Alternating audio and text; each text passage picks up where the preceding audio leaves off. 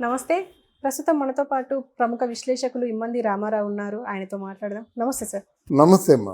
Sir Chandrababu Naidu ఇవాళ ఒక సమావేశంలో ఒక అంటే ఒక సీన్ చేశారు. అంటే ఆ సీన్ ఎలా ఉందంటే పురంధేశ్వరికి, పవన్ కళ్యాణ్‌కి సేమ్ సీట్లేసి ఆయనకి ఒక వేరే సీట్ ఒక సెపరేట్ సీట్ ఎయడం వల్ల ఆ సీట్‌ని తీపిచ్చేసి మళ్ళీ మేమందరం సమానమే అన్నట్టు ఇండికేట్ చేశారు. అండ్ దాని తర్వాత ఒక స్టేట్మెంట్ కూడా ఇచ్చారు. ఏంటంటే నేను పవన్ కళ్యాణ్ ఒకటే. నేను సీఎం అయినా సరే మేమిద్దరం ఒకటే అన్నట్టుగా మాట్లాడారు. అంటే ఎలా చూడొచ్చంటారు? ఇప్పుడు మంత్రివర్గ గవర్నెన్స్‌లో ఎంఓయు అంటే మోడ్ ఆఫ్ అండర్‌స్టాండింగ్ అలా రాసుకున్నది కాదు కదా. నీ చేతిలో ఇప్పుడు నువ్వు హోమ్ మినిస్టర్ అయితే ఆర్డర్ వేస్తావు. పశువుల సంవర్ధక శాఖ మంత్రిగా ఉన్నావు అనుకో, పశు సంవర్ధక శాఖ మంత్రిగా ఉండి ఆర్డర్స్ వేస్తే వాళ్ళు ఒప్పుకుంటారా? అంటే ఆ తప్పని నాకు అనటం లేదు, నేను చెప్తున్నాను, కంపేర్ చేస్తున్నాను. మత్స్య శాఖ ఏదో ఉందనుకోండి, గొర్రెల పెంపకం గురించో ఉంటే ఆయన వెళ్ళి డీజీపీకి ఆర్డర్ పాస్ చేయలేడు కదా. అలాగా ఇక్కడ రైట్స్ ప్రధానం, మనసు ప్రధానం కాదు నా దృష్టిలో. మీ ఇద్దరం ఒకటే అంటారు, ఈ ఒకటే అన్న వల్ల రేపు పొద్దున్న డివైడ్ అయిపోతారు. అది లేకుండా ప్రాపర్గా హక్కులు ఇచ్చుకోండి. ఆయన హోమ్ చేయండి, పంచాయతీరాజ్ చేయండి. ఇప్పుడు ఒకటే నువ్వు చెప్పాల్సిన అవసరం లేదు. ఆయన మనసులో ఏమి లేదు, తేడా లేదు. అందుకే పవన్ కళ్యాణ్కి అంత మంచి అన్ని మంచి శాఖలు ఇచ్చారని అంటారన్నమాట. ఇది నా ఉద్దేశం.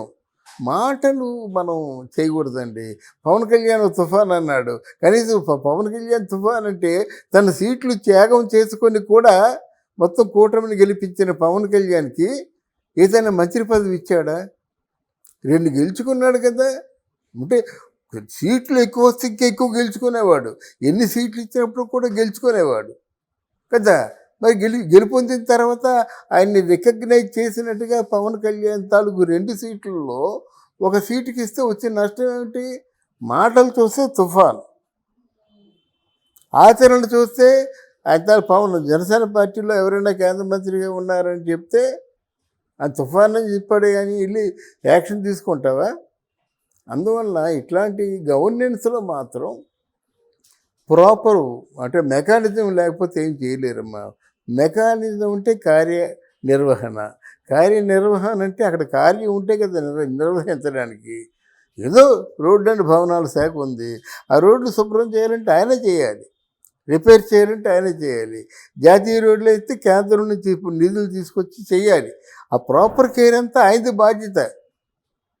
అందువలన అది పవరు లేకుండా, మంత్రివర్గంలో సంబంధిత అధికారం లేకుండా ఎవరు ఏం చేయలేరు.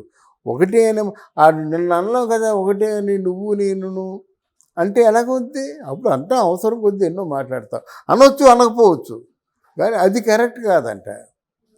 మీరిద్దరూ ఒకటైనప్పుడు ఆయన తాలూకు శాఖలేవు అని చెప్పి ఆయన పని చూసుకుంటాడు.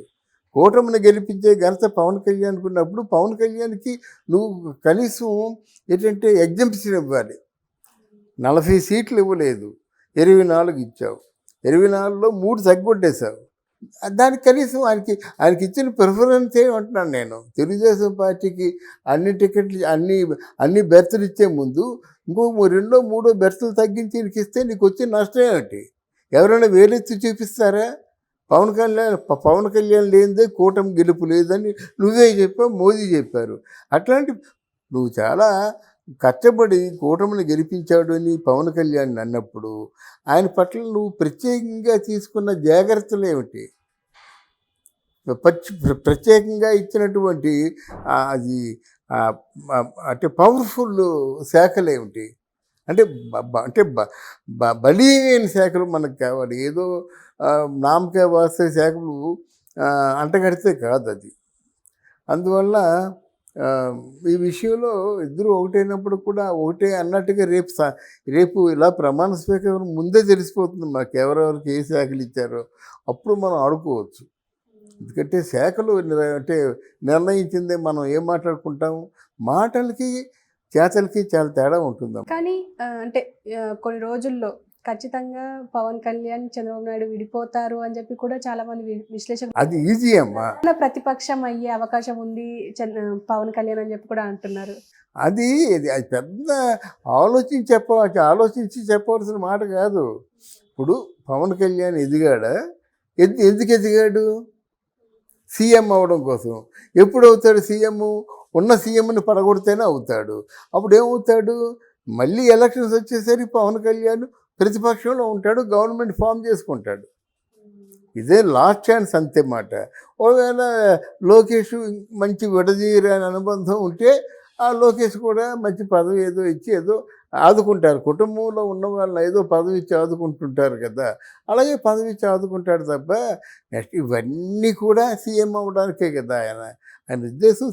అసలు యాక్చువల్గా ఇప్పుడే ఎక్కువ సీట్లు పోటీ చేస్తే ఈ పవన్ కళ్యాణ్ వేవ్లో గెలిచేశాడు. పవన్ కళ్యాణ్ వేవ్లో 21 కాదు, తెలుగుదేశం వాళ్ళు గెలిచారు, బీజేపీ వాళ్ళు గెలిచారు, ప్రచారాలు అంతగా లేకపోయినా. అందువలన పవన్ కళ్యాణ్ త్యాగం చేశాడు. ఆ త్యాగ నిరతి కోసమైనా కొన్ని సీట్లు కేటాయిస్తే బాగుంటుంది. మరి 3 సీట్లని కాదు, ఆ 3 నీ దగ్గర నీ తెలుగుదేశం పార్టీలో తగ్గించుకొని జనసేన పార్టీకి ఇస్తే జనసేన పార్టీ అధినేతకి నువ్వు ఇచ్చే విలువగా కనిపించేది, కానుకగా కనిపించేది. అది నాకు కొంచెం వెలితిగానే ఉంది. పవన్ కళ్యాణ్ తాలూకు అభిమానులకు కూడా వెలితిగానే ఉంటుంది. నేను పవన్ కళ్యాణ్కి అభిమానిని కాదు, కానీ పవన్ కళ్యాణ్ చేసినటువంటి ఆ కార్యాచరణ నిజాయితీని చాలా మెచ్చుకుంటాను. అలాంటి నాయకుడు కావాలి మనకి, అర్థమైందా? అలాంటి నాయకుడు కావాలి. చూడండి, నెక్స్ట్ ప్రమాణ స్వీకారం అవగానే పిఠాపురాన్ని ఆయన ఏదైతే కోరికలు అన్నాడో, ఏదైతే మాటలు చెప్పాడో ఆ మాటలు చేసేస్తాడు. కానీ చాలామంది ఏమంటున్నారంటే పవన్ కళ్యాణ్ పిఠాపురంలో ఎమ్మెల్యేగా మాత్రమే ఉంటారు, మొత్తం వర్మనే చూసుకుంటారు అని చెప్పేసి కూడా మాట్లాడుతున్నారు. అవునమ్మా, వర్మ చూసుకుంటారన్నా నిర్ణయాలు తీసుకోవాల్సింది ఈయనే కదా. వర్మ గారు నిర్ణయాలు తీసుకోలేదు కదా. ఆయన మాట నిలబెట్టుకుంటాడని చెప్పడానికి ఉదాహరణ ఏంటంటే, ఆయన గెలిచిన తర్వాత ఫలితాలు చూసుకొని నూకాంబిక ఆలయానికి వస్తా ఉన్నాడు. ఇప్పుడు వాళ్ళైతే ఏం చేస్తారు? ప్రమాణ స్వీకారం అంతా అయిన తర్వాత వెళ్దాంలే అనుకుంటారు, లేకపోతే ఒక సంవత్సరం పొడిగించేస్తారు. అలా కాకుండా ఎంత రద్దీ ఉన్నా సరే ఏ మాట అయితే చెప్పాడో ఆ మాట ప్రకారంగా నూకాంబిక ఆలయానికి వెళ్ళాడు. అది గొప్ప కదా. అలాగే నెక్స్ట్ కూడా ఇది మంచి ఇంటర్నేషనల్ టూరిజం స్పాట్గా తయారు చేస్తా అన్నాడు పిఠాపురాన్ని. ఆయన చేయనియండి, వరం చేయనియండి, డబ్బులు ఇచ్చేది ఆయనే కదా, నిధులు సమకూర్చేది ఆయన కదా. ఆయన సొంత నిధులా, ప్రభుత్వ నిధులా తీసి పక్కన పెట్టండి. మహత్తరమైన దేవాలయాలు ఉన్నాయి. అంటే మనకు ఉన్నటువంటి నమ్మకం అది నాకు నడుస్తుంది, అది నడిపిస్తారు. ఇప్పుడు సోషల్ మీడియా తాలూకు పని అదే కదా. అదే అంటాను. ఇప్పుడు వాళ్ళు the will lose there credibility. మనం మాట చెప్పాము, ఎప్పుడు చెప్తున్నాం? మనం ప్రజల తాలూకు గుండె చప్పుడు వినిపించడం కోసం ఇక్కడ మాట్లాడుతున్నాం. వాళ్ళ తాలూకు ఆలోచనలకి, వాళ్ళ తాలూకు అర్థం చేసుకునేదానికి ఏమాత్రం డిఫరెంట్గా ఉన్నా మన మాటలు వినరు. చాలా రేపు మనం చెప్పావు కదా అంటారు, అంతే కదా.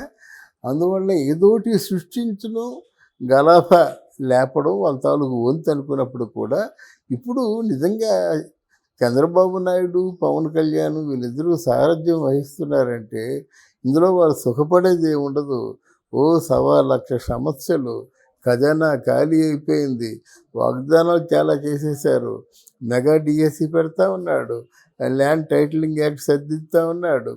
ఇంతేమో ఒక పక్క చూస్తుంటే వాలంటీర్స్ 1,18,000 మంది అందరూ ఖాళీగా ఉన్నారు. అన్నమో రామచంద్ర అంటున్నారు. వాళ్ళకి ఏముందమ్మా, పెదలు కదా. ఆ గవర్నమెంట్ కాబట్టి ఈ గవర్నమెంట్ మమ్మల్ని ఆదుకోండి, గవర్నమెంట్ ఆదుకోకపోతే ఇంకెవరు ఆదుకుంటారు అని ప్రశ్నిస్తున్నారు కదా. అని ఇన్ని సమస్యల సుడిగుండంలో ఉంటుండగా తీరుబడిగా కొట్టుకుందామంటే అవుతుందా? వీళ్ళ తాలూకు ప్రచారం కాకపోతే ఇది ఏది కాదు. ఆ పవన్ కళ్యాణ్ ఒక అన్నయ్యలాగే చూస్తున్నాడు. అందులో ఆ విషం జల్లేటువంటి ఆలోచన తప్ప ఇందులో యథార్థం లేదు. పవన్ కళ్యాణ్కి ఉప ముఖ్యమంత్రే కాకుండా ఒక ప్రముఖ శాఖ హోము కూడా ఇస్తారని 1, 2 శాఖలు అప్పచెప్పితే. ఓకే సార్, థ్యాంక్ యూ అమ్మా.